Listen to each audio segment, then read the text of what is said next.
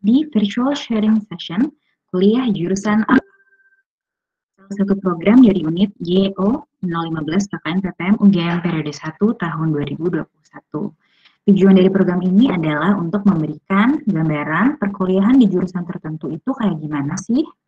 Nah, mungkin di antara teman-teman di sini ada yang masih bingung mau ambil jurusan apa, atau cuman pengen sekedar tahu aja gimana sih kehidupan perkuliahan itu.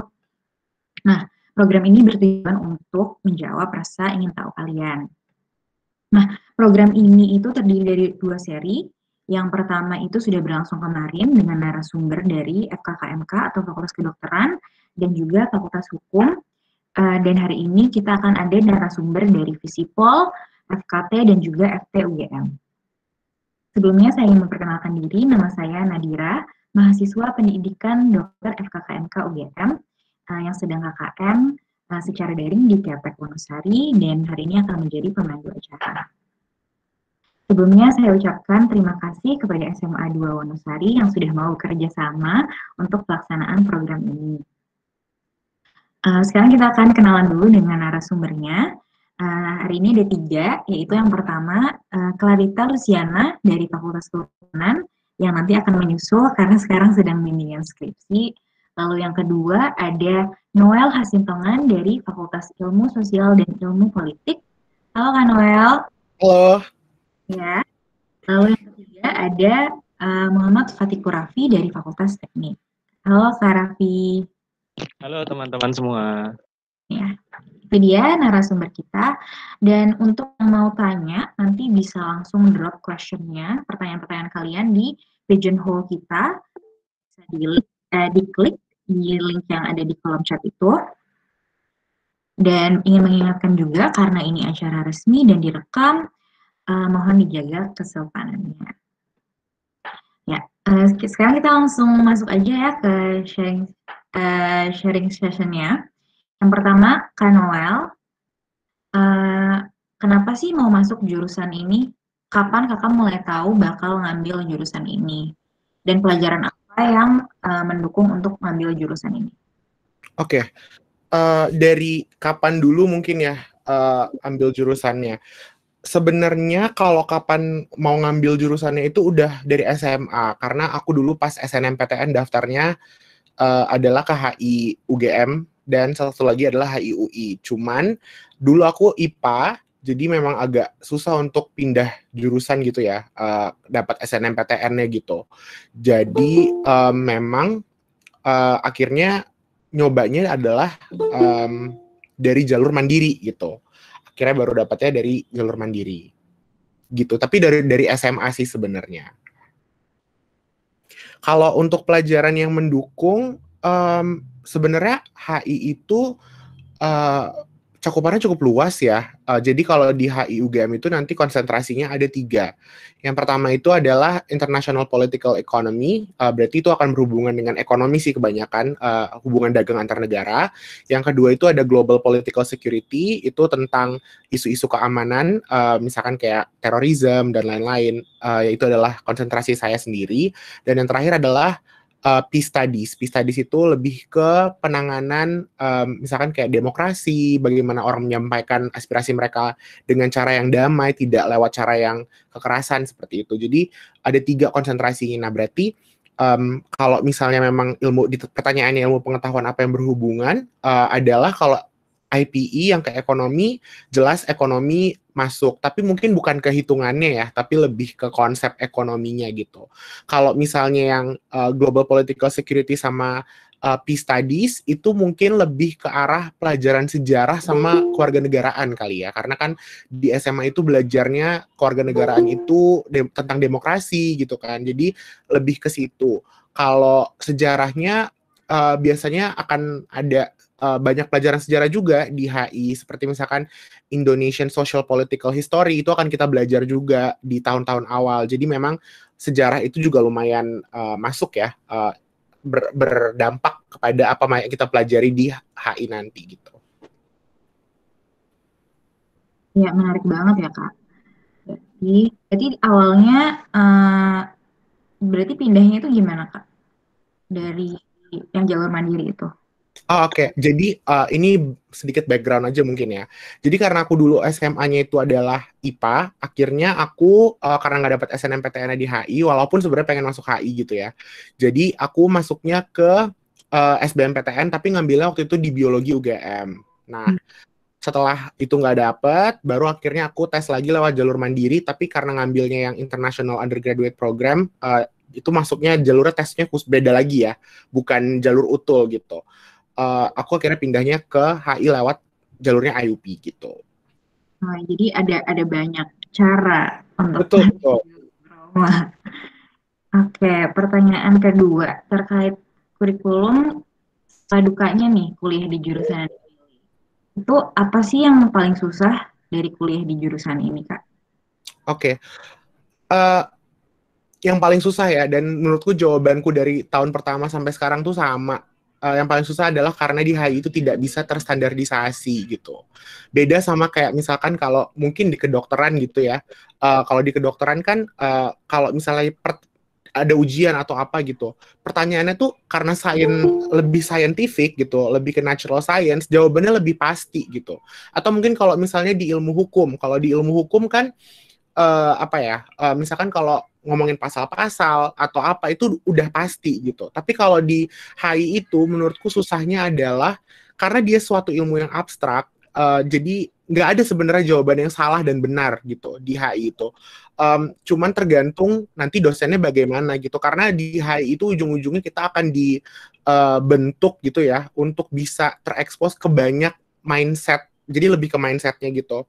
Contohnya misalkan kayak ada orang yang memang beranggapan dari awal atau bahkan dosennya juga atau mahasiswanya juga yang beranggapan memang suatu negara itu untuk pergi ke perang itu penting gitu. Tapi ada juga dosen yang lebih prefer perdamaian lewat cara-cara yang lebih peaceful gitu. Nah, dua-duanya ini nggak ada yang salah, nggak ada yang benar.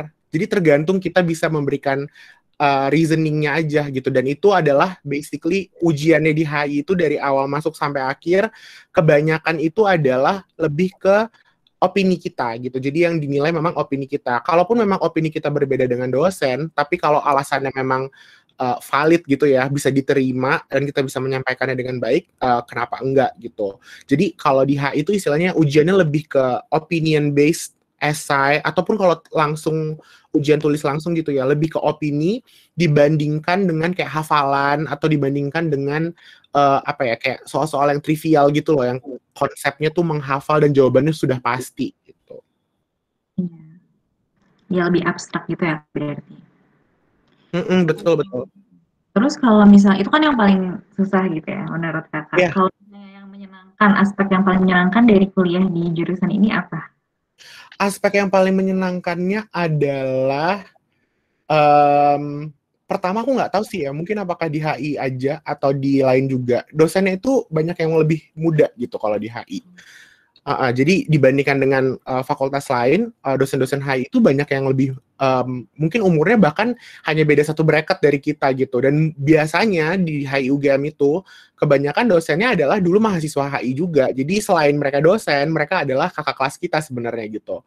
Ini mungkin beda-beda ya, tapi kalau di HI UGM konteksnya seperti itu. Jadi selain sebagai dosen, mereka juga karena pernah di posisi kita yang hampir sama persis bahkan ada dosen aku yang dulu misalnya adalah mahasiswi pertama dari sebuah mata kuliah dan sekarang dia menjadi dosennya gitu di situ gitu, dan itu jadinya membuat hubungan antara dosen dan mahasiswinya itu lumayan egalitarian, artinya adalah tidak ada seperti senioritas gitu, lebih gampang untuk nge-approach dosen juga, lebih gampang juga untuk kayak kalau misalnya bimbingan mungkin kalau di tempat lain ada cerita-ceritanya susah gitu ya. Kalau di HI itu kalau memang dosennya tidak sibuk pasti dibantuin sih, lebih kayak gitu. Jadi asiknya mungkin di situ ya kalau di HI. Asik banget, muda-muda ya berarti dosen-dosennya. Betul, betul. Terus itu kan tadi terkait kurikulum ya. Kalau misalnya kegiatan di luar kegiatan belajar ajar kayak ekstrakurriculum activities apa sih mahasiswa di jurusan Kakak? Oke, kalau di HI itu yang pasti itu adalah banyak organisasi ya, namanya juga anak Visipol gitu kan. Anak Visipol itu ilmu sosial politik pasti banyak gitu organisasinya.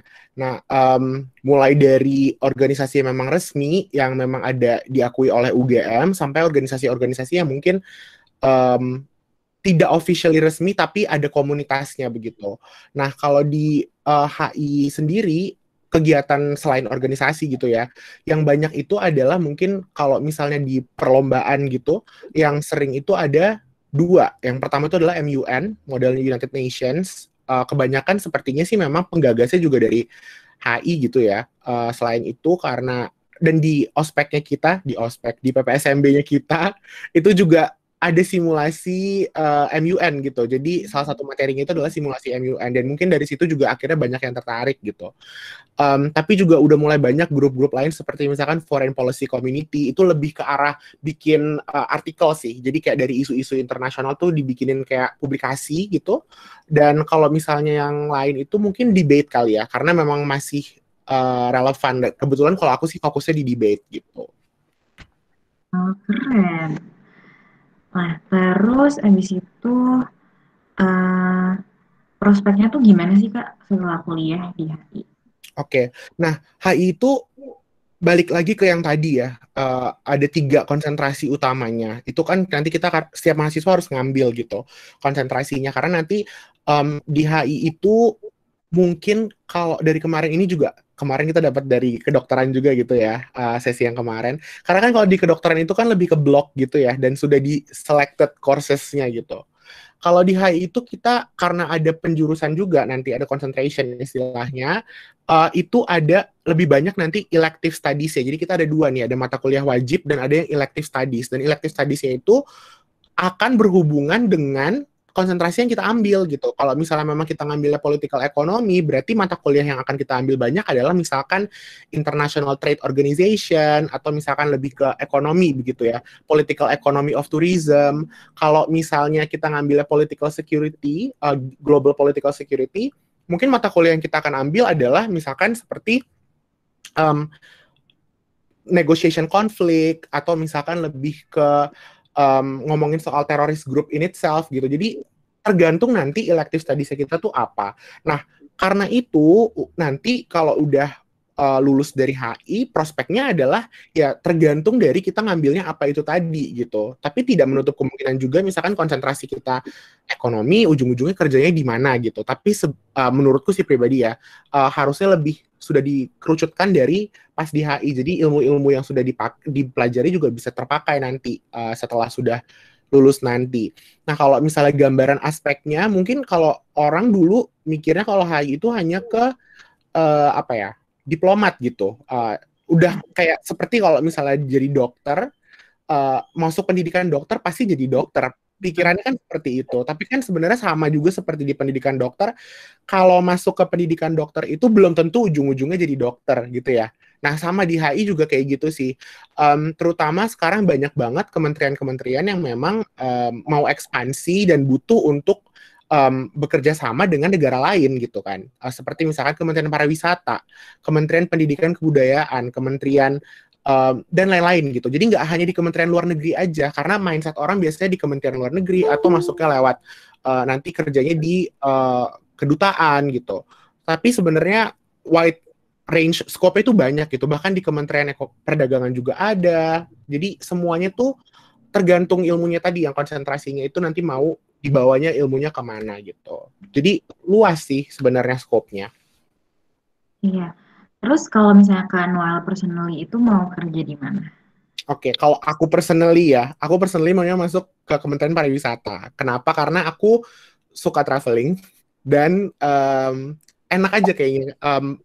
Banyak juga senior yang udah masuk ke sana, ke Kementerian Pariwisata dari HI, dan aku suka aja gitu loh, maksudnya dengan workload-nya, karena kan pasti ada visit ke luar negeri setiap berapa kali gitu ya. Motivasinya simple banget sih, tapi nggak tahu, aku karena suka traveling, kalau misalnya bisa sambil kerja sambil traveling, kenapa enggak gitu kan. Apalagi juga travelingnya sambil mempromosikan budaya Indonesia gitu, jadi ilmunya kepake, travelingnya dapet juga, dan masih kerja juga, jadi kalau bisa dikombinasi kenapa enggak gitu. Nah, untuk eh, yang misalnya kakak yang apa sih sebenarnya yang pengen kakak tahu sebelum masuk di HI? Apa yang kakak berharap kakak tahu sebelum kakak masuk HI? Hmm, mungkin ini kali ya, kalau masuk HI itu eh, harus banyak banget rutin baca berita. Karena menurutku yang akhirnya jatuhnya membantu banget itu adalah kita tahu banyak terekspos dengan banyak berita gitu. Dan beritanya maksudnya bukan cuma berita domestik gitu ya, berita apa namanya secara global juga. Karena jujur aja aku malas banget baca. Jadi dulu sebelum masuk HI itu aku ya udah baca tuh paling pelajaran sekolah aja gitu. Tapi kalau misalnya baca yang lain di luar itu, apalagi baca berita gitu ya, megang koran aja tuh rasanya udah males gitu. Koran paling cuman buat orang tua aja yang baca gitu kan. Tapi seiring berjalannya waktu di HI ya, mau nggak mau koran itu adalah your best friend gitu. You need to allocate waktu lah paling nggak untuk seminggu sekali baca, dan ya biar bisa apa ya terekspos dengan banyak isu juga supaya bisa terupdate. Karena mungkin teorinya di HI sebenarnya itu aja, tapi yang membuat dia berkembang adalah bagaimana mengimplementasikannya di event baru gitu. Misalkan bagaimana kita menganalisis perilaku sebuah negara, update-nya bagaimana, itu kan kita perlu tahu beritanya gitu. Nah, jadi lebih ke perkembangannya itu perlu banyak baca berita sih. Dan kalau misalnya aku udah tahu dari dulu, mungkin aku akan kebiasaan lebih awal daripada baru sekarang gitu. Nah, ini di Pigeonhole udah ada 2 pertanyaan. Oke. Ini dua-duanya dari Amalia. Untuk yang pertama, Kak, saya kan sekarang SMA jurusan bahasa. Terus kan besok kuliah tesnya soshum. Nah, itu gimana ya kalau misalnya anak bahasa kayak aku, kalau misalnya mau ngambil ilmu sosial? Nah, pertama ini kan jadi kita harus lihat dulu, karena jurusannya dari bahasa berarti kan nanti tesnya tuh istilahnya kayak ngambil campuran gitu ya, ilmu pengetahuan campuran kalau misalnya SBM. Dan ini tuh bergantung banget sih dari sekarang, aku nggak tahu karena nggak disebut juga Amalia ini kelas berapa gitu ya. Tapi menurutku kalau memang mau persiapan apa namanya pindah istilahnya cross jurusan gitu ya, itu dari sedini mungkin harus sudah dipersiapkan gitu. Karena pelajarannya pasti akan di luar dari apa yang kita biasanya pelajaran di sekolah. Nah, optionnya berarti bisa 2. Apakah memang kamu mau ngambil bimbel, itu bisa. Atau kalau misalnya kamu tidak mau bimbel, kamu emang sudah orangnya committed sendiri, bisa dijadwalkan juga gitu dari apa ya, dari diri sendirinya udah bikin jadwal dan komit ke situ, itu bisa-bisa juga. Nah, tapi intinya adalah manapun cara yang dipilih, itu harus dicatat adalah kamu harus mengalokasikan waktu belajarnya di luar waktu sekolah. Nah, jadi yang harus dipersiapkan waktu sih. Karena kalau memang mau cross jurusan, jadi memang ya selama persiapan itu harus dikorbankan dulu tuh waktu main, waktu ngapain gitu. Karena kalau nggak ada waktu lain gitu. Hanya pas pulang sekolah, itu pun pulang sekolah biasanya masih ngerjain tugas lagi kan. Nah, baru setelah itu nanti fokus ke persiapan untuk yang perguruan tingginya gitu. Begitu Amalia, harus dipersiapkan dari awal ya, karena kalau misalnya mau cross apa sih namanya ilmu gitu, beban yang kamu ituin tuh jatuhnya double yang di sekolah dan yang mau kamu nanti ambil. Betul. Nah, ini pertanyaan kedua. Lagi, Kak, jurusan SMA Bahasa, apakah jurusan HI itu harus bisa banget bahasa Inggris? Gimana kalau kita bisa bahasa lain tapi lemah di bahasa Inggris? Terus nanti gimana Kak soshumnya? Oke. Sebenarnya tidak ada kewajiban ya masuk HI itu harus bisa bahasa Inggris, itu tidak ada kewajiban. Cuman karena kita berhubungan dengan yang tadi ku bilang itu si berita ya. Nah, mau nggak mau berita yang paling update itu biasanya tidak dalam bahasa Indonesia gitu. Karena mungkin di Indonesia juga tidak semuanya membahas tentang berita yang dibicarakan nanti di HI gitu. Nah, karena sumber beritanya adalah bahasa Inggris, jadi mau tidak mau ya harus beradaptasi dengan memperbaiki bahasa Inggris juga gitu. Nah, paling tidak mungkin menurutku ya harus bisa bahasa Inggris pasif sih, karena gunanya itu untuk baca beritanya itu aja dulu. Sama textbook kita, ini di dua-duanya ya, di kelas yang IUP bahkan yang reguler pun itu textbooknya banyak kan bahasa Inggris gitu, karena HI itu sendiri di Indonesia itu memang maksudnya buku materi yang terbitan dari penerbit Indonesia gitu ya, itu sedikit gitu, tidak banyak. Teori-teorinya masih sangat istilahnya westernized gitu. Masih banyak pemahamannya dari pemahaman barat, dan buku-buku cetaknya juga semua dari barat gitu.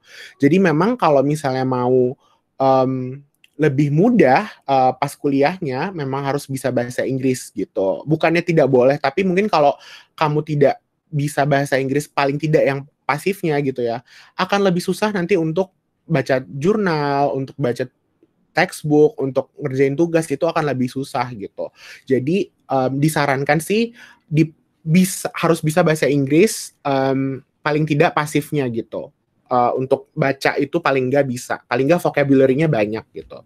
Dan itu bisa banget kok dibiasakan. Jadi nggak usah khawatir banget, bisa dipersiapkan dari sekarang juga. Kalau kita bisa bahasa lain tapi lemah di bahasa Inggris gitu, balik lagi ke yang tadi, sumber bacaannya soalnya kebanyakan dalam bahasa Inggris gitu. Cuman mungkin akan ada banyak benefitnya gitu ya kalau misalnya memang kamu bisa bahasa lain, dan misalnya kamu ngambil skripsi apa gitu, nanti kalau kamu misalnya bisa bahasa yang banyak nanti sumbernya dari situ, dari yang akan menunjang skripsimu misalkan, itu akan membantu juga. Misalkan aku sekarang itu ngambil skripsinya tentang China gitu. Nah, kebetulan dari SD aku memang belajar Mandarin, dan dari situ akhirnya lebih gampang untuk mencari artikel-artikel juga yang dalam bahasa Mandarin, karena ya kalau kita ngomongin China, banyak banget yang mereka sensor dan hanya ada dari public rilisnya dari pemerintah gitu. Dan itu agak susah kalau misalnya harus ditranslate ke bahasa Inggris. Jadi kalau misalnya kamu bisa bahasa lain, itu akan juga membantu, tapi menurutku bahasa Inggris tetap yang paling preferable gitu. Nah, oke. Terus yang terakhir mungkin ya, pesan-pesan buat orang yang mau ngambil jurusan HI, dan apa aja sih yang harus dipersiapkan, Kak? Oke, pesan-pesannya harus siap-siap membaca yang banyak banget. Aku tuh telat suka baca, maksudnya dari awal, dari SD mungkin sampai SMA tuh temanku banyak banget yang udah baca novel apa gitu-gitu. Aku tuh nggak suka baca gitu. Bahkan dari novel aja ya, aku nggak suka gitu. Dan baru akhirnya pas SMA itu mulai suka novel. Nah, mungkin bisa dari situ dulu gitu starting point-nya. Akhirnya nanti dibiasain kebacanya mungkin berubah jadi berita atau jurnal. Tapi itu semua ada substitutnya gitu. Tidak berarti kalau nggak suka baca, ya udah that's the end of the world. Nggak juga, karena sekarang juga media berita itu banyak sumbernya. Misalkan kalau misalnya ngomongin berita, di YouTube aja udah banyak konten-konten berita yang ada visualnya gitu. Jadi kalau untuk orang yang nggak suka baca, bisa tetap menarik gitu kontennya, dan informasi tetap nyampe.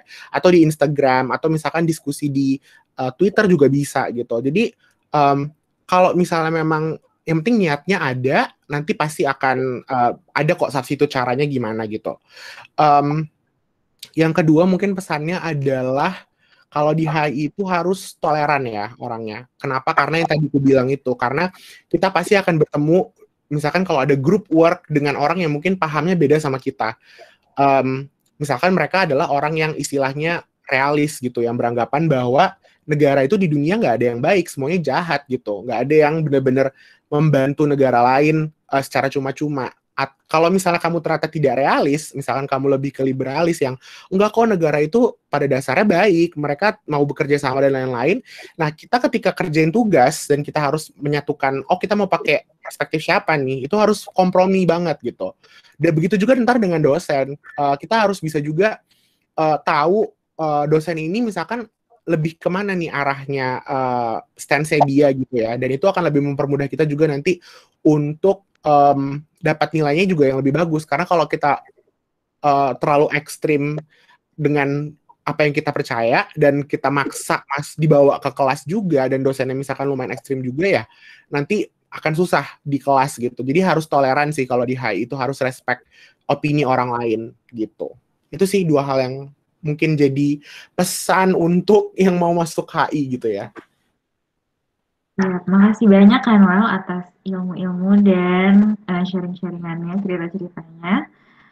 Mungkin kita lanjut ke narasumber yang kedua, yaitu Kak Afi dari Fakultas Teknik UGM. Ya, mungkin pertanyaan pertama, Kak Raffi, kenapa sih mau masuk ke jurusan teknik dan kapan Kakak mulai tahu bakal ngambil jurusan ini? Oke, suaraku kedengeran jelas ya. Sebelumnya selamat siang teman-teman. Assalamualaikum warahmatullahi wabarakatuh. Di sini sebelumnya aku apresiasi dulu sih teman-teman yang sudah hadir pada siang hari ini. Puasa-puasa gitu ya, panas-panas kayaknya tidur tuh enak banget gitu. Tapi di sini teman-teman lebih memilih hadir di sini, lebih memilih untuk ikutan sharing-sharing ini. Sesuai kata Kak Noel tadi gitu. Soalnya kalau kalian udah di usia-usia umur 11, umur 11. Kelas 11, kelas 12 itu kayak udah gak ada waktunya lagi buat main-main sih kalau menurutku, karena emang itu udah masanya bagi kita untuk mulai fokus sama masa depan kita gitu. Dan di sini aku apresiasi banget teman-teman di sini, walaupun aku lihat-lihat kayaknya isinya cewek semua sih. Ini cowok-cowoknya pada kemana ya? Aku agak bertanya-tanya di sini. Gitu. Jadi ya itulah yang awalnya aku apresiasi dulu. Yang kedua tadi mungkin menjawab pertanyaan dari Kak Nadira ya. Kenapa mau kuliah di sini? Sebenarnya sampai sekarang pun saya masih bertanya-tanya gitu, kenapa ya saya mau kuliah di sini gitu. Karena setelah saya ngerasain kuliah di teknik itu tidak mudah gitu teman-teman ya. Jadi kalau teman-teman ada yang mau ke sana, aku sarankan memang mempersiapkan sejak dini banget gitu. Kalau jawaban dari aku pribadi, kenapa sih mau kuliah di jurusan teknik fisika gitu? Kalau aku mungkin perkenalan dulu ya, teknik fisika itu salah satu jurusan di teknik yang itu lebih fokus ke bidang instrumentasi gitu, dan itu sangat erat kaitannya dengan fisika dan matematika gitu. Ketika aku cerita atau ngobrol-ngobrol sama teman-teman, kenalan sama yang lain gitu, mereka bertanya juga gitu, kok bisa ada orang yang suka fisika gitu, kok bisa ada orang yang suka fisika gitu. Mungkin teman-teman juga ngerasanya gitu ya, tapi ya ada gitu orang-orang yang seperti itu, ada orang yang suka matematika, ada orang yang suka fisika. Dan kenapa aku lebih pengen ke teknik? Pertama karena kayak terbuai sama prospeknya sih kalau menurutku. Kalau prospek tuh kayak agak kalau kita berkaca di Indonesia ya, itu pembangunan lagi gencar banget, terus pengembangan teknologi lagi bagus-bagusnya, lagi naik-naiknya gitu. Ini era teknologi banget lah pokoknya, era-era banyak sekali pabrik, banyak sekali lapangan kerja untuk dunia teknik. Jadi itu yang paling mendorongku untuk menjadi mahasiswa di jurusan teknik gitu. Tapi secara umum lagi mungkin lebih kembali ke kesenangan teman-teman masing-masing sih. Aku dulu suka sama fisika. Walaupun sekarang aku bertanya-tanya aku masih suka apa enggak ya, karena emang agak-agak ya gitulah pokoknya. Tapi tetap kuliah di sini cukup menyenangkan dan aku menikmati proses yang ada gitu. Oke. Nah, pelajaran apa sih yang mendukung Kakak untuk mengambil jurusan ini? Bener suka fisika banget gitu ya, Kak? Gak mesti suka fisika banget. Yang pertama kalau pelajaran yang mendukung banget. Kalau teman-teman di sini entah itu teman-teman masuk jurusan apapun yang basisnya teknik, yang perlu teman-teman kuatin terlebih dahulu dari sekarang tuh matematikanya banget sih. Matematika tuh kayak kalau nggak bisa matematika ya kalian bakalan seumur hidup tersiksa gitu di teknik lah istilahnya. Karena aku juga dulu waktu SMP SMA aku suka banget matematika, dan itu ya bisa dibilang waktu itu bagus lah matematikanya. Tapi setelah masuk di kuliah ternyata mungkin lebih beda gitu, challenge-nya tuh lebih tinggi gitu. Jadi teman-teman kalau dari awal udah gak bisa, atau teman-teman dari awal udah gak punya keinginan untuk suka lah istilahnya, cukup keinginannya dulu aja deh, keinginan untuk sukanya aja, mungkin itu udah bakalan berat sih kalau di teknik, karena matematikanya banyak banget. Sampai mungkin teman-teman kalau mau bayangin tuh kayak aku pernah masuk kelas itu dosennya nulis di papan tulis panjang gitu, nulis angka-angka banyak banget. Dan itu pada titik dimana aku nulis tuh aku nggak tahu apa yang aku tulis gitu. Aku ya udah tulis aja lah, yang penting dicatat aja lah dulu gitu. Jadi emang yang paling penting matematikanya dulu kalau teman-teman mau masuk teknik apapun. Yang penting matematikanya dulu. Kalau di jurusan aku teknik fisika, jelas fisika ya, fisikanya penting juga. Di situ kelistrikan, tentang gaya juga banyak banget keluar, ya kayak gitulah banyak di teknik fisika. Lebih ke itunya juga, ke bidang instrumentasi itu banyaknya belajar tentang sensor. Sensor tuh masuknya entah itu ke cahaya juga masuk, entah itu ke listrik juga masuk, pokoknya banyak fisika secara umum bakalan kepake banget di jurusan ini. Terus yang juga penting paling kimia ya. Kimia ini agak-agak banyak juga dipakai. Kebetulan waktu aku SMP SMA aku gak suka buat kimia, tapi di sini benar-benar harus, ya memang tidak sesignifikan matematika dan fisika sih, tapi menurutku itu juga tetap penting kimianya. Nah, terkait dukanya saat di jurusan teknik fisika, apa sih yang paling susah dari jurusan ini? Oke, suka dukanya ya. Kalau suka duka, sebenarnya tadi waktu Kak Noel ditanyain suka duka di jurusan situ apa ya, aku mulai mikir tuh, apa sih sukanya di jurusan ini? Apa yang menyenangkan gitu kan? Tapi yang pertama yang membuat aku senang di jurusan ini adalah challenge-nya gitu. Challenge yang membuat aku kayak nggak bisa terus-terusan males-malesan gitu, kayak bisa terlena dengan waktu yang tersedia gitu. Jadi aku lebih gitu. Kalau bayangin gini sih, kalau teman-teman ada suatu ujian yang besar di depan mata kan kita nggak bisa tenang ya. Dan itu yang membuat aku cukup senang juga sih. Karena apa? Karena jadinya dia bukan hanya ngebentuk tentang pola pikir, dia tidak hanya ngebentuk tentang pengetahuan kita, tapi juga ke mental kita juga gitu. Kalau teman-teman mau masuk ke jurusan teknik gitu. Jadi karena maksudnya gimana ya, kayak karena susah gitu ya, karena susah jadi teman-teman bakal mengeluarkan usaha terbaik kalian gitu, dan kalian tidak akan sempat untuk bermalas-malasan gitu. Jadinya itu yang membuat aku salah satu kesenangan tersendiri sih. Di sisi lain, yang juga senang, yang membuatku senang juga adalah dari teman-teman sepantarannya gitu, teman-teman sejurusan, teman-teman sefakultas, ya itu kayak teman-teman seperjuangan kalian juga sih kalau di jurusan, kalau di fakultas itu. Karena mungkin kalau kita ngerjain sendiri tuh kayak gak memungkinkan untuk kita lakukan gitu. Jadinya kita kadang masih perlu belajar bareng sama teman, kita perlu untuk berinteraksi, dan itu menyenangkan gitu teman-teman. Jadi nanti kalau teman-teman udah masuk ke dunia kuliah, jangan lupa untuk mencari teman, teman-teman. Itu yang utama gitu. Nyari teman itu penting, itu banyak fungsinya. Entah kalian buat belajar bareng, buat kalian nongkrong bareng, pokoknya nyari teman itu yang banyak aja dulu yang penting ya. Terus kalau dukanya ya tadi sih, nilainya lumayan susah, dapat nilainya di sini. Tapi ya itu tadi sih, bisa belajar bareng, bisa diakalin dengan banyak hal gitu, bisa belajar bareng, bisa apa. Dan yang salah satu yang mungkin aku sesali dari sekarang adalah waktu itu, waktu aku masuk gitu ya, pertama kali masuk jadi maba gitu kan, kita sharing-sharing sama kakak tingkat, kita ngobrol-ngobrol. Itu yang membuat aku kurang senang adalah ketika mereka mungkin bercerita tentang dukanya banyak banget gitu. Kayak dari awal kita udah sudah terbentuk paradigmanya kalau wah ini kita bakalan susah banget nih, ntar nilainya bakalan susah nih. Jadi ketika itu terjadi dan kita udah masuk ke dalam pikiran kita kalau ini bakal susah, itu kita bakalan beneran ngerasa susah yang pertama. Dan yang kedua, nanti kalian akan membenarkan ketika kalian gagal gitu. Misalnya ketika nilainya jelek, kalian jadi merasa ya udahlah emang susah kok, nggak masalah kalau nilainya jelek. Itu kayak udah ada jadi paradigma yang terbentuk gitu, dan itu aku rasa salah gitu. Jadi teman-teman nanti mungkin juga akan merasakan ketika masuk kuliah, kalian ketemu sama kating-kating yang cerita kita, wih kamu jangan sama dosen itu nilainya jelek pasti, kalian jangan ngambil makul itu pasti jelek nilainya. Itu bakal banyak kalian temuin sih kalau menurutku. Dan yang aku tekankan adalah jangan sampai termakan sama paradigma tersebut, dan jangan itu jadikan itu pembenaran untuk dapat nilai jelek juga gitu, karena ya selalu bisa diusahakan untuk dapat nilai yang bagus sih. Gitu. Mas, mau nanya, nanti akan di Ini sinyal yang jelek atau gimana ya? Putus-putus Nadira kayak. Ya, putus ya.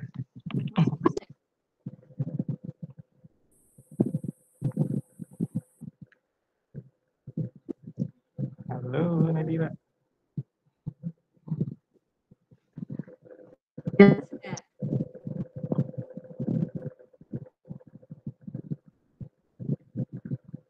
Gimana? Coba diulangin, tadi kayaknya putus. Jelas ya sekarang? Mungkin ditulis aja kali ya, Nat. Soalnya masih putus-putus. Atau mungkin Noel ingat pertanyaannya biar aku lanjutkan dari sesi kamu. Nggak apa-apa, santai, Nat.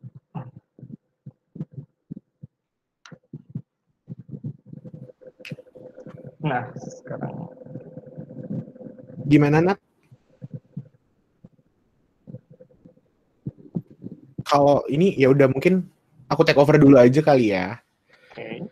Nah, mungkin sekarang ngebahas tentang kegiatan ekstrakurikulum kali ya di gitu. Apa aja sih misalnya organisasi yang memang jadi ciri khasnya anak teknik gitu, dan selain itu juga apa aja kegiatan selain organisasi ya, misalnya kegiatan apakah apa namanya ada perlombaan atau apa gitu yang memang menjadi ciri khasnya anak teknik. Oke, kalau terkait dengan hal tersebut, sebenarnya di setiap jurusan, di setiap fakultas itu pasti ada kayak UKM namanya, itu kayak OSIS, bukan OSIS juga sih, kayak organisasi ya mahasiswa juga gitulah, kayak organisasi kalian Rohis ada, terus ada klub olahraga atau basket atau lain-lain itu ya pokoknya sejenis itu ada juga di sana, dan maksudnya dengan tema yang berbeda ya. Kayak di teknik itu ada UKM yang pertama itu BEM yang fokusnya ke pergerakan, yaitu untuk demo-demo atau bahas apalah, pasti kalian tahu ya.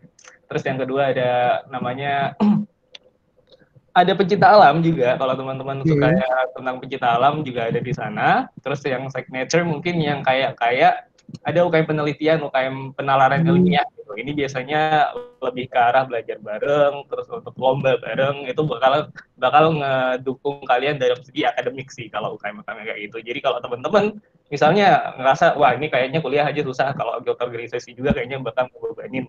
Nah, kalian mungkin bisa nyoba UKM yang seperti itu gitu, karena di sana teman-teman juga bisa tersupport dari segi akademik gitu. Entah kalian bisa ikutan lomba dari situ, kalian bisa belajar bareng dari situ. Itu biasanya UKM penalaran ilmiah biasanya. Terus selain itu, kalau di teknik itu ada namanya tim sih, namanya tim gitu.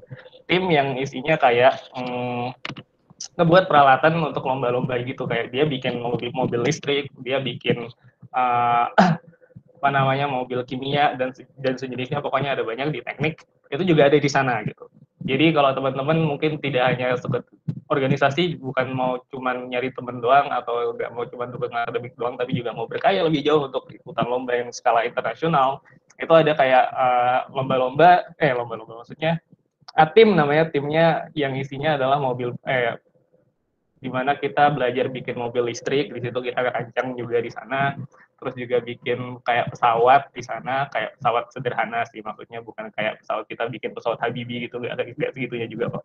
Kita bikin yang pesawat kecil aja gitu, yang penting bisa terbang dan bisa kelihatan. Nah, itu juga banyak lombanya. Jadi lomba-lomba signature-nya juga kayak gitu sih. Tapi juga tidak menutup kemungkinan kalian untuk ikut lomba-lomba yang lain gitu. Kayak aku juga waktu dulu ketika di kuliah, ya sekarang juga masih kuliah ya, juga ikutan lomba-lomba debat juga, lomba debatnya pendidikan, lomba debatnya sosial, itu aku ikutin juga gitu. Jadi kalau teman-teman nggak mesti terfokus pada ya berarti harus teknik banget nih yang kita ikutin, nggak gitu juga gitu. Kalau teman-teman punya passion ke arah yang lain ya tidak masalah gitu. Yang penting akademik kalian tetap terjaga dan kalian tetap bisa berkarya dari lomba-lomba dan bisa dapat uang juga sih biasanya ya kan. Gitu. Ya, Nadira sudah kembali.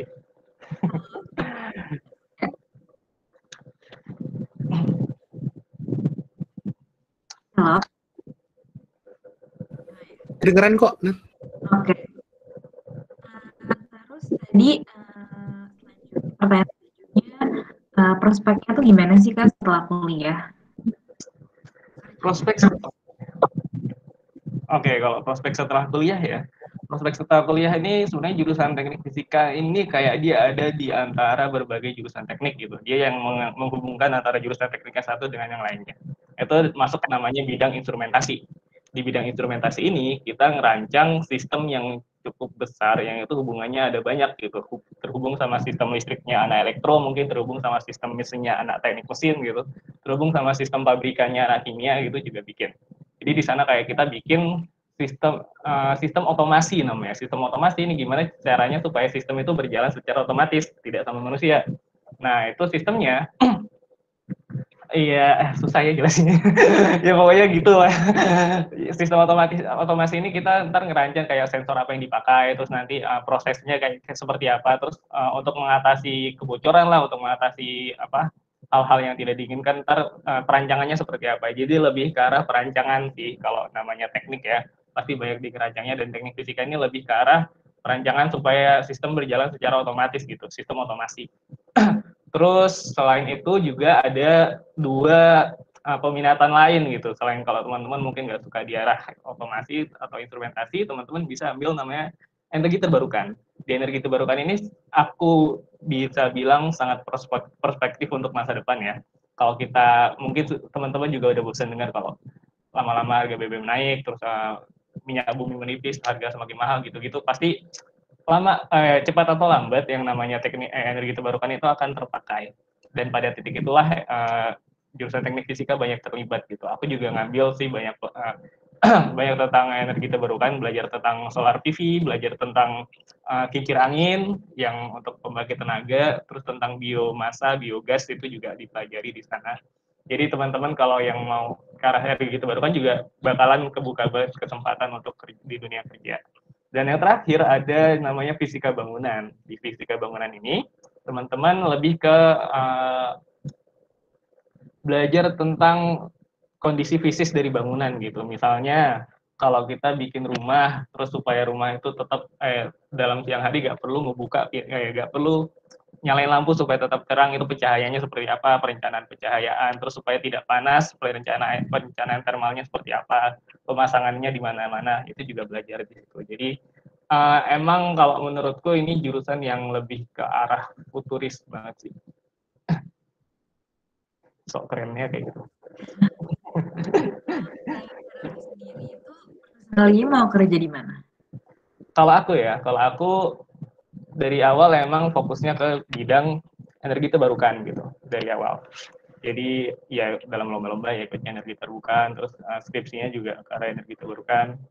Nah, yang pengen kerjanya aku udah listing juga gitu sih kalau untuk kerjanya untuk di energi terbarukan. Awal-awal ini belum, maksudku tidak ke arah sana langsung gitu aku. Jadi lebih ngambil jalan memutar untuk mengambil pelajarannya dulu. Jadi aku awalnya masih mau ke bidang consultingnya dulu. Di bidang consulting ini nanti kesempatan belajar itu bakal lebih banyak tentang dunia kerja, khususnya tentang energi terbarukan itu sendiri. Dan kalau kita udah belajar di bidang consulting, nanti teman-teman bisa punya paradigma yang lebih luas gitu. Jadi kalian punya kesempatan berkembang yang lebih besar gitu. Karena apa? Karena di situ, karena kita kan consulting ya, sebagai konsultan berarti masalah orang tuh berbeda-beda. Jadi ya kita akan menyesuaikan itu dan kita akan belajar banyak banget. Jadi setelah itu baru mulai masuk ke bidang energi terbarukan setelahnya. Karena kalau menurutku langsung ke energi terbarukan itu kalau dari segi posisi sih, mungkin dari segi posisi mungkin pertama kalau kita langsung masuk itu kayak sangat terfokus pada pelajaran itu gitu. Sangat terfokus pada bidang-bidang atau task tertentu yang membuat kita sulit untuk berkembang gitu. Jadinya karena masih setelah lulus gitu belum tentu kita sudah saklek banget bakalan mau di sini. Jadi aku masih ngambil ke arah consulting dulu yang itu lebih luas kesempatan untuk berkembang dan lebih luas juga kesempatan untuk belajar gitu. Setelah itu baru nanti berlanjut ke bidang energi terbarukannya gitu. Soalnya pengennya lebih ke arah perancangannya sih kalau energi terbarukan. Kalau masih dalam tas-tas sederhana kayaknya ntar dulu gitu. Ini kita udah ada 2 pertanyaan anonimus. Yang pertama, persiapan masuk teknik itu apa aja waktu kakak masuk teknik? Apa? Persiapan masuk teknik. Oh, persiapan masuk teknik ya. Sebenarnya kalian masuk jurusan apa aja persiapannya sama gitu ya, belajar gitu kan. Cuma secara khusus gitu, kalau masuk teknik berarti teman-teman dari jurusan IPA. Dan jurusan IPA itu ya sedikit banyak cukup perlu pemahaman yang dalam gitu ya. Jadi aku waktu itu juga for your information aku gak ikutan bimbel gitu waktu masuk kuliah gitu. Jadi ya aku belajar sendiri aja gitu, belajar sama teman-teman, terus juga belajar di kelas gitu. Waktu itu dan aku anehnya memilih aku masuknya di jurusan di bidang jalur SBMPTN. Aduh, ini gak fokus, udah lapar kayaknya, udah kapan sih buka. Nah, aku kan di SBMPTN dan itu ada 3 pilihan. Di pilihan pertama aku sebenarnya ITB, jurusan Teknik Industri ITB. Pilihan keduanya baru Teknik Fisika UGM, pilihan ketiganya Geofisika UI gitu. Nah, udah gila kan? Orang ngambil pilihan pertama, kedua, ketiga ITB, UGM, UI, sombong banget gitu. Tapi kalau menurut aku pribadi itu yang membuat aku lebih mendorong diri untuk belajar banyak gitu. Karena emang targetku awal tuh ITB kayak ya pasti susah sih. Jadinya aku belajar setiap hari dari pagi sampai malam. Dan itu aku belajarnya cuma di 1 tahun terakhir di sekolah doang sih. Dan sekolahku tuh boarding juga sih kalau teman-teman mau tahu. Nah, di situ yang enak dari sekolahku adalah karena dia sifatnya boarding, jadi aku tidur ya sama teman-teman sekelas gitu kan, jadi bisa belajar bareng juga sampai malam. Itu sih yang juga penting adalah selain kalian belajar, kalian juga cari teman yang jadi teman berjuang bareng gitu. Karena akan ada titik di mana teman-teman ngerasa lelah banget belajar, kalian akan ngerasa, duh ini kayaknya nggak bakal kecapai gitu. Ya teman-teman kalian itu yang bikin kalian semangat gitu. Karena apa, kalian mungkin ngeliat temannya dulu waktu di kelas kayaknya males gitu, kalau sekarang tiba-tiba rajin gitu. Masa kita kalah sama orang yang dulunya males, dia jadi rajin gitu kan. Itu yang mendorong kita juga, kadang itu yang memotivasi kita. Terus juga selain itu, ya itu tadi sih, basic-basic matematika, fisika, dan kimianya dikuatin lagi.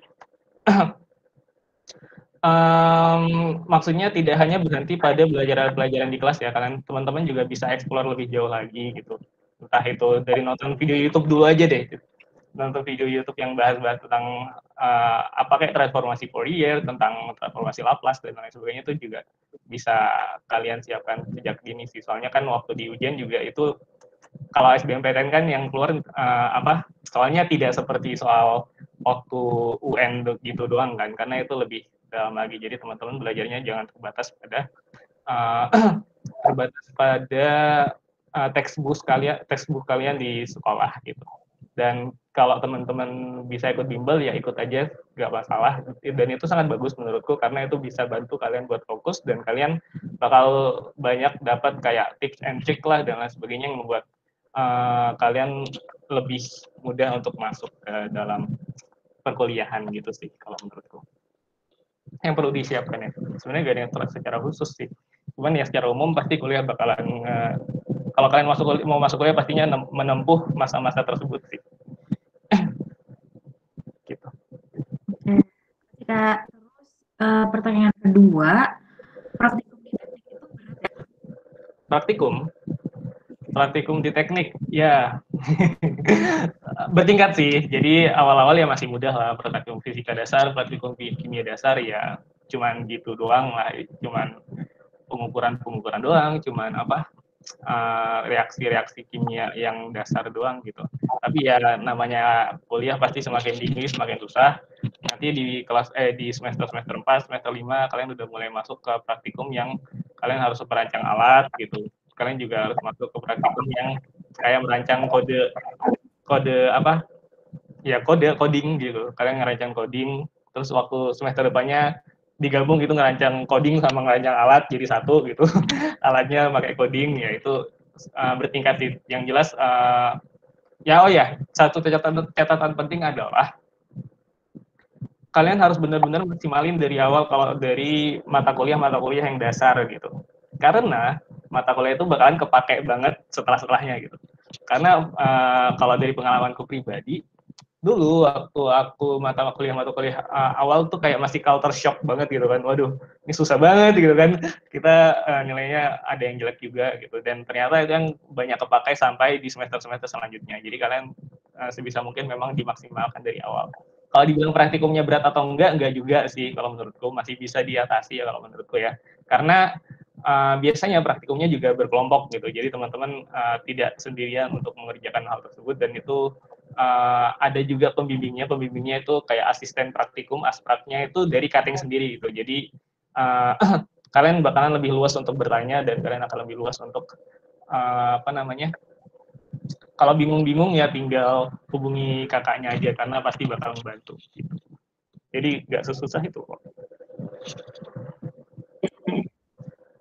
Ini pertanyaan 2 terakhir. Apa sih yang Kakak berharap tahu sebelum masuk jurusan ini? Yang berharap aku tahu ya, apa ya, lebih ke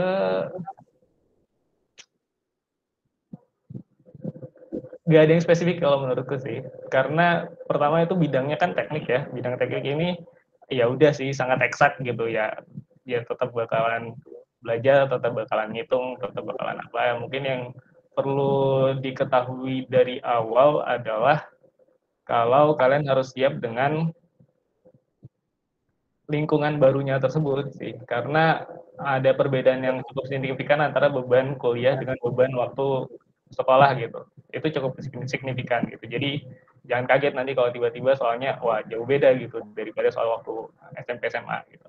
Jadi lebih ke sana sih. Jadi harus disiapkan dari sekarang juga kalau kalian mungkin menghadapi soal yang tingkatnya ya namanya naik tingkat ya pasti lebih tinggi juga kan tingkat kesulitannya.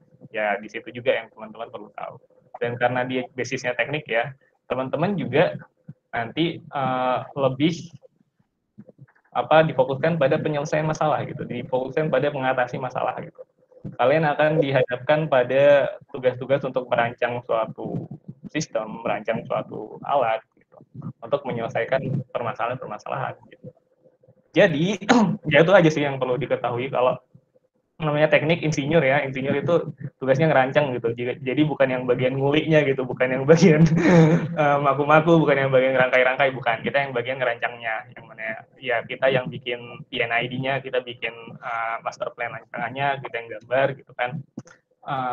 Terus juga yang juga perlu disiapkan adalah adanya kenaikan tingkat tersebut gitu ya, teman-teman pasti bakal ngerasain kesulitan juga, ya itu wajar gitu.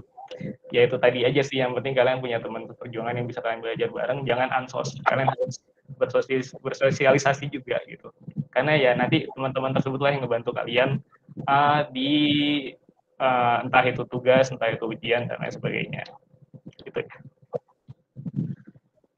Makasih Kak Raffi atas cerita-ceritanya dan kuis. Lanjut lagi ke narasumber ketiga, yaitu Kak Clarita Luciana dari Fakultas Kesehatan. Kak Clarita.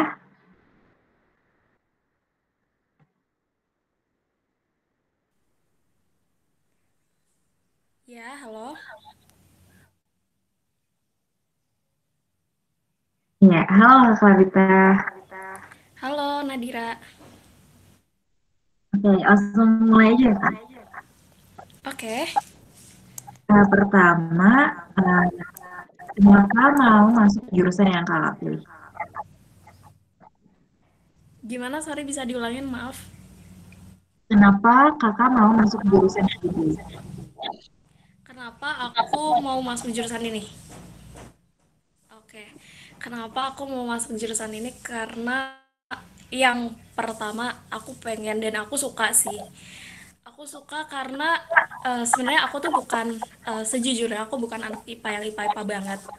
Jadi mungkin agak beda sama Raffi ya yang lebih ke eksak atau saintek banget.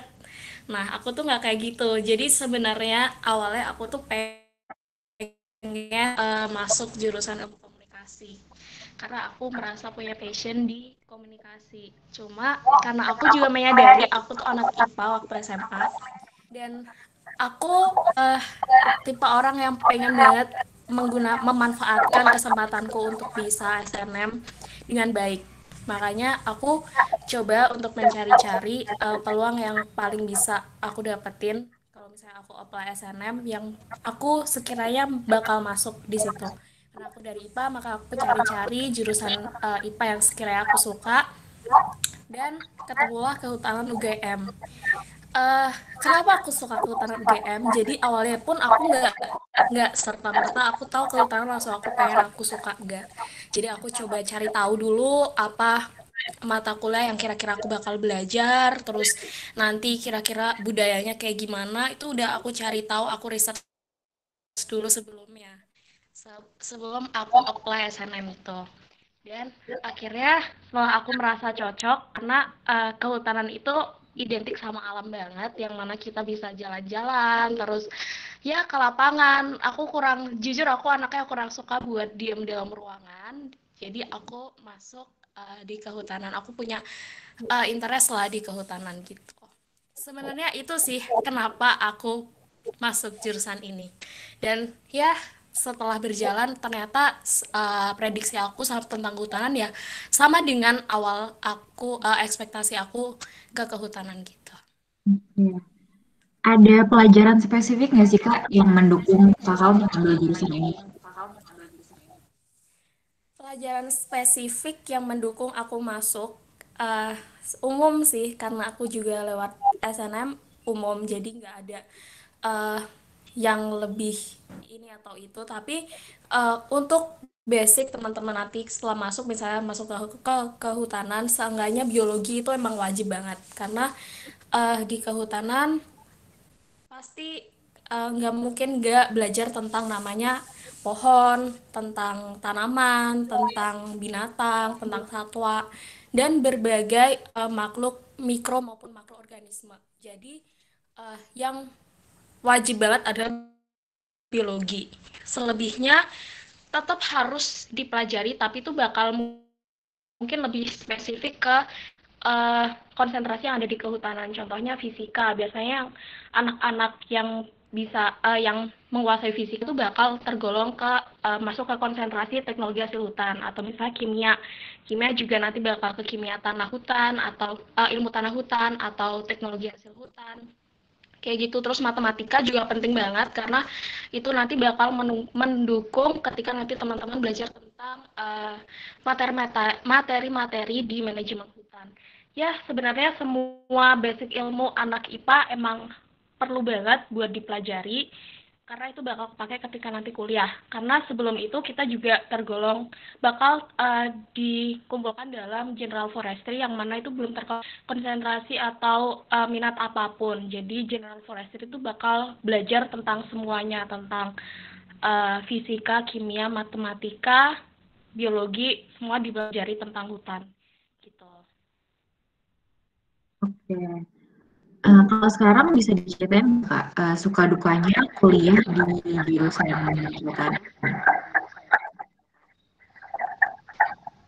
Suka dukanya kalau sukanya banyak banget.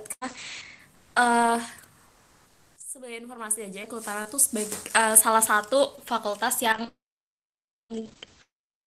apa ya istilahnya mungkin gayeng. Jadi teknik sama kehutanan itu kita sering ada crash, karena kita sama-sama orangnya kalau dalam hal tertentu itu kompak banget. Dan menurutku salah satu yang membuat aku menjadi kesukaanku di kehutanan adalah kekompakannya itu. Jadi aku nggak ngerasa sendiri, aku punya banyak teman, dan gampang buat maju di kehutanan karena teman-temannya pasti mendukung.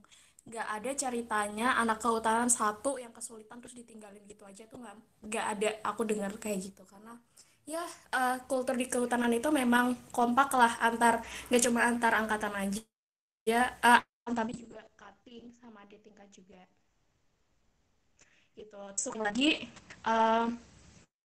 karena aku suka buat jalan-jalan ke lapangan, ke alam, kebetulan kehutanan juga lekat banget sama namanya jalan-jalan ke alam. Makanya aku suka banget di kehutanan, gak terkungkung cuma belajar di kelas, tapi juga banyak prakteknya ke luar kelas juga. Terus kalau untuk dukanya sebenarnya bukan duka sih, tapi ini bagian dari effort yang aku rasain, dan ini sebenarnya worth it. Tapi ketika ngejalaninnya mungkin terasa seperti duka, yaitu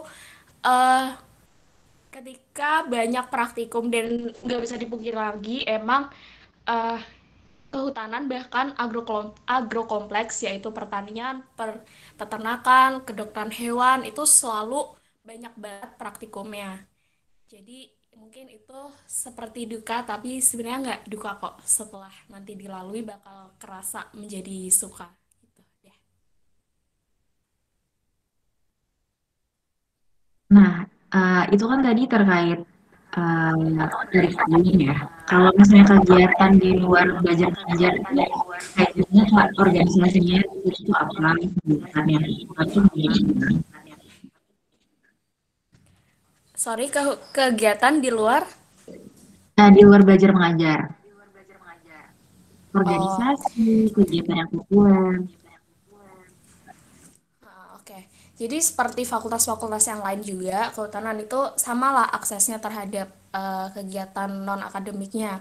Seperti misalnya ada UKM, UKM itu ada UKM UNIF, ada UKM fakultas, dan berbagai macam ragamnya sesuai dengan bidang dan minat yang diingini seorang mahasiswa gitu. Dan kalau aku sendiri, aku emang anaknya organisasi banget. Aku anak organisatoris, jadi aku emang fokus ke organisasi fakultas terutama gitu. Waktu kalau boleh cerita, jadi awalnya aku emang masuk, udah langsung masuk ke organisasi. Kalau teman-teman tahu namanya BEM, tapi BEM fakultas. Di situ aku masuk di Departemen Sosial dan Masyarakat. Di tahun kedua pun aku masih lanjut jadi staff. Di tahun ketiga aku jadi kadep. Apa ya, mungkin kalau tahu tuh menteri di departemen itu gitu. Dan kemudian di tahun selanjutnya aku menjabat sebagai ketua kerohanian Kristen di fakultas gitu.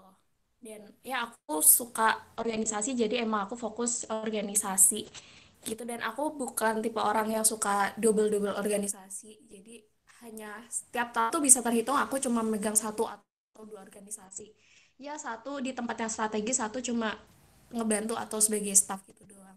Dan terus aku juga suka event sih. Nanti kalau misalnya teman-teman masuk kuliah, berkuliah dimanapun itu, jangan pernah lewatin namanya kesempatan buat ikut kepanitiaan. Sekalipun teman-teman gak ikut organisasi, tapi pasti punya pengalaman di kepanitiaan, karena itu penting banget nanti sebagai isi dari CV teman-teman. Dan nggak cuma buat ngisi CV aja sih, tapi lebih gunakan itu buat ngejalin relasi sebanyak-banyaknya, karena relasi itu mungkin nggak kerasa pas kita lagi ngejalanin, tapi nanti udah, kalau udah berlanjut di masa yang akan datang tuh pasti bakal kerasa banget kita butuh relasi gitu. Dan juga selain itu juga pasti ya mengasah soft skill, management, dan lain-lain, komunikasi dan lain-lain gitu. Oke. Nah, kalau misalnya fakultas kehutanan ini, prospeknya gimana sih Kak setelah kuliah? Prospek kerjanya. Iya. Oke, kalau prospek kerjanya bisa kemana aja sebenarnya. Nggak harus di bidang kehutanan juga bisa. Tapi kalau misalnya ditanya yang khusus fakultas kehutanan, eh aku mau jelasin dulu secara singkat. Jadi kehutanan itu punya 4 minat. Pertama ada silvikultur.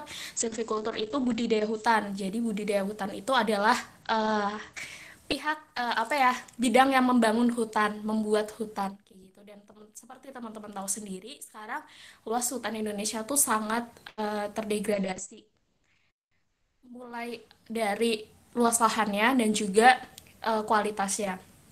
Nah, oleh karena itu eh, nggak mungkin kan bumi ini dibiarkan tanpa hutan. Jadi semakin semakin hari semakin terdegradasi, bidang kehutanan ini semakin dibutuhkan. Dan juga kalau di silviculture, budidaya hutan itu nggak cuma membangun aja. Ya, di situ kita mengenal tentang proteksi tanaman terhadap hama dan penyakit. Nanti kalau hama dan penyakit ini bisa kita ambil contoh nanti di Sinarmas. Kalau teman-teman tahu yang bikin buku kayak gitu kan, mereka punya namanya hutan tanaman industri. Nah, untuk merawat hutan itu juga diperlukan bidang-bidang tenaga-tenaga ahli yang berkompeten bidangnya, salah satunya di bidang pest and disease atau hama penyakit tanaman. Nah, bidang kehutanan tuh dalam hal ini minat silvikultur masuk di situ karena kita belajar tentang itu. Dan kemudian di silvikultur itu bakal belajar tentang rekayasa genetik tanaman untuk menghasilkan klon unggul. Jadi nanti teman-teman juga bisa bekerja di LIPI atau bidang-bidang kehutanan KLHK, Kementerian Lingkungan Hidup dan Kehutanan, dan di bidang BUMN atau swasta yang bergerak di bidang kehutanan. Kemudian selain itu bisa juga bekerja di bidang pertambangan karena di silvikultur itu bakal belajar tentang ilmu tanah hutan. Jadi kalau teman-teman tahu kasus pertambangan itu kan biasanya dimulai dari pembukaan lahan hutan. Dan di situ nggak sekedar dibuka terus diambil tambangnya, enggak, tapi juga dikembalikan lagi, ada upaya restorasi mengembalikan kualitas lahan. Jadinya di situ kehutanan bermain atau bisa masuk di situ bidang pertambangan. Kemudian kalau untuk yang selanjutnya ada manajemen hutan. Manajemen hutan itu ibaratnya yang memanage hutan, mengelola hutan supaya nggak rusak. Ya, biasanya bidang ini bekerja di bidang pemanenan hasil hutan, terus bisa juga di bagian pemetaan, dan pemetaan ini sebagai informasi sangat laris banget karena pemetaan itu nggak cuma tentang pemetaan hutan tapi pemetaan wilayah, mungkin hampir beririsan sama geografi tentang pengaturan spasial kayak gitu, dan kehutanan juga punya ilmu itu. Terus antara lain itu ya karena banyak banget. Terus kayak misalnya lagi THH itu teknologi hasil hutan, ini minat lain yang ketiga. Jadi seperti namanya, teknologi hasil hutan itu lebih mengelola hasil hutan. Hasil hutan itu nggak cuma kayu ya teman-teman, tapi juga hasil hutan non kayu juga. Nah, hasil hutan non kayu itu salah satunya ada ulat sutra, terus ada rotan, ada madu, dan itu sangat memiliki peluang untuk dikembangkan lebih lanjut di masa depan gitu. Terus contohnya kalau misalnya hasil hutan tuh ya mebel, pabrik, nanti bisa bekerja di bidang pulp and paper atau pengelolaan hasil kayu. Kalau teman-teman tahu juga, dulu Pak Jokowi sebelum jadi presiden juga bekerja di bidang ilmu ini karena Pak Jokowi itu dari minat teknologi hasil hutan. Kemudian yang terakhir itu konservasi sumber daya hutan. Jadi kalau konservasi ini ya sesuai dengan namanya, dia bakal mengkonservasi atau menjaga keragaman ekosistem yang ada di hutan. Contohnya flora atau spesies yang hampir punah, terus nanti bekerjanya di taman nasional, hutan lindung yang bakal berinteraksi langsung dengan satwa ataupun flora yang ada di hutan. Tapi nggak cuma itu aja, kalau misalnya teman-teman nggak mau di hutan banget, ya bisa kok ada namanya hutan kota, dan pengaturan daerah aliran sungai itu masuk di dalam bidang ilmu ini. Kalau tahu istilah AMDAL yang jadi di kehutanan, di konservasi juga belajar tentang AMDAL, jadi nanti bisa kerja di bidang ilmu itu. Begitu sih kira-kira, karena masih banyak banget yang lain. Kalau kakak sendiri personally pengen kerja di mana, Kak? Oke, aku personally aku sebenarnya pengen kerja tetap di dunia jurnalistik ya sebenarnya, karena dari awal emang passion aku ngerasa suka di bidang jurnalistik. Dari SMA pun juga aku menggandrungi bidang jurnalistik, tapi kalau setelah aku tahu banyak ilmu di kehutanan, ternyata kehutanan itu juga nyambung sama jurnalistik, karena di kehutanan itu ada yang namanya, kalau teman-teman tahu, NGO, contohnya WWF, terus C4, yang membutuhkan orang-orang memiliki interest di bidang jurnalistik untuk bisa mempublikasikan hasil penelitian gitu. Dan aku pengen di bidang itu. Selain itu juga mungkin yang aku bakal coba nanti adalah soal konsultan atau surveyor. Jadi konsultan atau surveyor ini di kehutanan itu menjadi bidang tersendiri, yang mana nanti tugasnya adalah mensurvei suatu lahan, apakah lahan hutan ini dikelola dengan lestari atau enggak. Dan kalau misalnya hasil hutan ini dikelola dengan lestari, nanti si pemilik lahan ini bakal mendapat sertifikat pengelolaan hutan lestari sehingga produknya bisa dipasarkan ke luar negeri gitu. Karena ada beberapa negara yang mereka tuh ketat banget sama hasil hutan. Contohnya tisu atau ya kalau misalnya teman-teman tahu tuh di kemasan-kemasan tisu Tesa atau Paseo itu pasti ada kayak logo pohon gitu.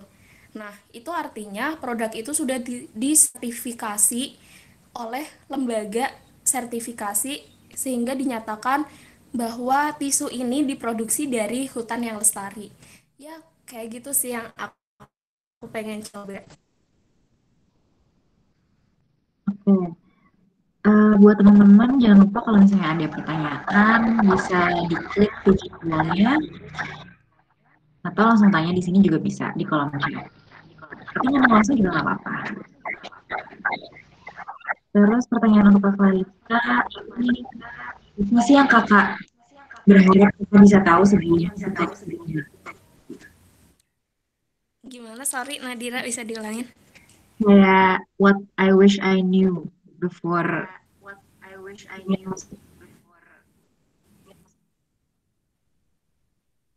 Apa yang kamu berharap kamu bisa tahu? Kayak kurang jelas. Hah? Apa yang kamu berharap untuk tahu sebelum masuk di kehutanan? Yang aku berharap belum tahu sebelum aku masuk ke hutanan. Apa ya? Ya, aku berharap tahu adalah cara pengelolaan hutan ini sih, karena di Indonesia tuh termasuk negara di dunia yang memiliki luas hutan terluas ketiga. Nah, dengan luas hutan yang segitu banyaknya, dengan berbagai kepentingan juga di dalamnya, aku sebenarnya penasaran gimana hutan itu bisa dikelola oleh suatu negara. Atau ternyata yang ngelola hutan tuh nggak cuma negara, tapi ada pihak-pihak swasta. Dan lebih lagi, aku suka sama satwa, sama tanaman gitu. Jadi ternyata ya mereka tuh juga punya value sendiri dalam kehidupan yang luar biasa banget gitu. Tanpa mereka kita tuh ternyata mungkin nggak bakal hidup baik-baik aja. Dan itu sih yang mungkin dari awalnya tuh aku penasaran gitu, apa sih ini dijaga banget, dan akhirnya aku mendapatkan jawaban setelah kuliah di sini gitu. Oke. Dan pertanyaan terakhir, pesan apa yang mau kamu sampaikan buat teman-teman yang mau ambil jurusan kehutanan? Apa yang mau diapa? Pesan yang mau disampaikan buat teman-teman yang mau Oke. Pesan yang mau disampaikan adalah sebenarnya aku nggak mau terlalu persuasif buat teman-teman ngambil kehutanan, tapi yang aku pengen sampaikan adalah kenali dirimu sendiri sedalam mungkin supaya ketika nanti ngambil jurusan itu nggak salah jurusan, nggak salah langkah. Karena ketika nanti teman-teman udah masuk di suatu jurusan, pastiin itu ada kesempatan yang teman-teman nggak buang. Mungkin banyak orang yang akhirnya kayak nyesel gitu ya, karena melihat ternyata jurusan ini tidak seperti yang dibayangkan. Terus it's okay, nggak apa-apa, mungkin banyak kasus seperti itu, tapi selagi teman-teman bisa mengantisipasi itu, lebih baik diantisipasi. Dan kalau untuk spesifik kehutanan, pokoknya nanti kalau teman-teman masuk di kehutanan, nikmatin aja dan pastiin teman-teman udah tahu seluk-beluk kehutanan supaya ya balik lagi ntar nggak nyesel lah termasuk kehutanan. Karena menurut aku bagus, enak, enggaknya suatu jurusan tuh bukan ditentukan dari jurusan itu sendiri, tapi dari pribadi orang itu, apakah dia enjoy di jurusan yang dia pilih gitu. Ya.